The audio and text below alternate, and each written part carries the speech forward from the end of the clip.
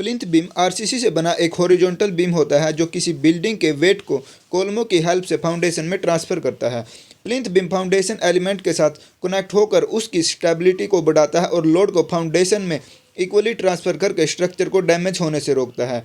यह भूकंपीय प्रतिरोध को भी बढ़ाता है और यह सुपर स्ट्रक्चर को नमी से बचाता है और इसकी ड्यूरेबिलिटी को बढ़ाता है। यदि प्लिंथ बीम का निर्माण ठीक से नहीं किया गया तो दीवारों में दरारें पड़ जाती है।